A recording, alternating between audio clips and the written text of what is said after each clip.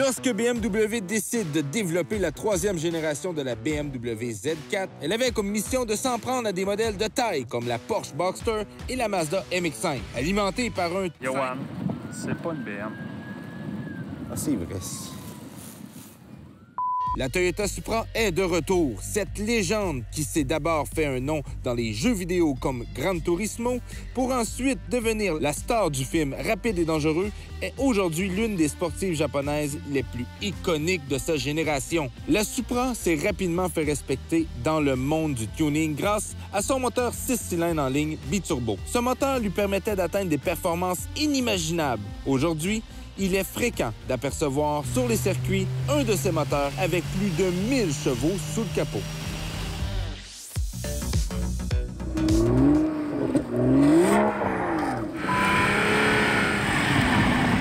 Qui, à part nous autres, utilise une Supra à l'hiver?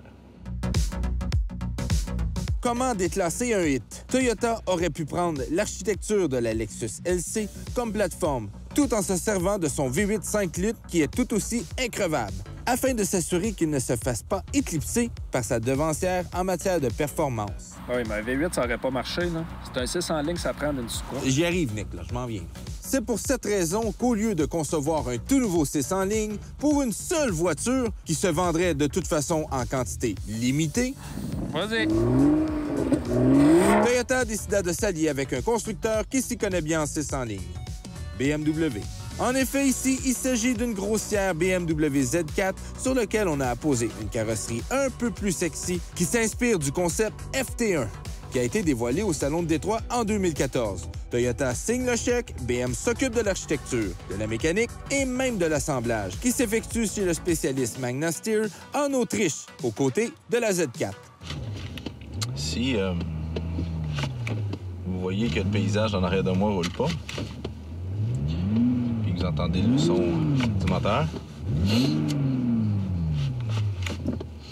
c'est normal.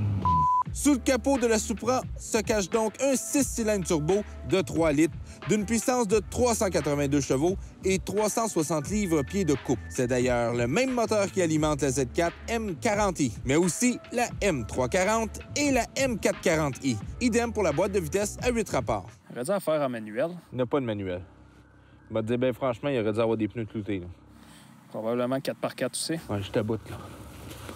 Toyota s'est tout de même chargé de calibrer l'ordinateur, la direction, la sonorité de l'échappement, la boîte de vitesse et la suspension du bolide afin qu'il ait un caractère propre à lui-même. Il n'y a pas moyen d'avoir une vision. Ah non, non, non, non, non, non, non. C'est d'ailleurs la division Gazoo Racing qui s'est chargée de le mettre au point. Tant qu'à sortir la Supra de là, ben, on va le faire avec style. Même si plusieurs puristes reprochent à Toyota de ne pas avoir elle-même construit sa propre Supra, la presse automobile s'est emballée par la tenue de route et les accélérations de cette bombe germano-japonaise qui éclipse l'original à tous les points. Plusieurs adeptes de tuning ont même déjà modifié son moteur à plus de 500 chevaux. Encore une autre preuve qu'elle mérite d'avoir le nom Supra sur son coffre.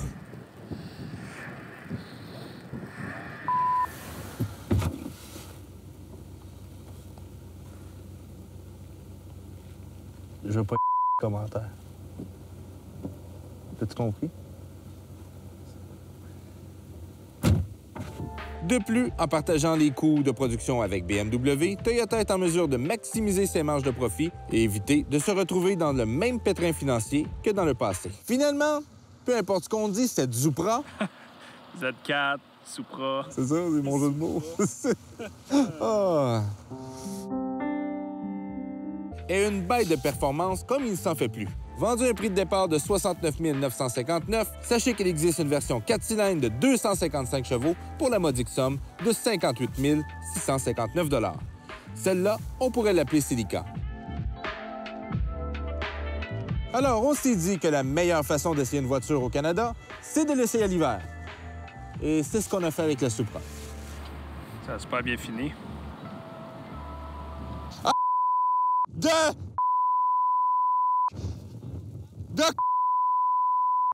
Je t'aboute!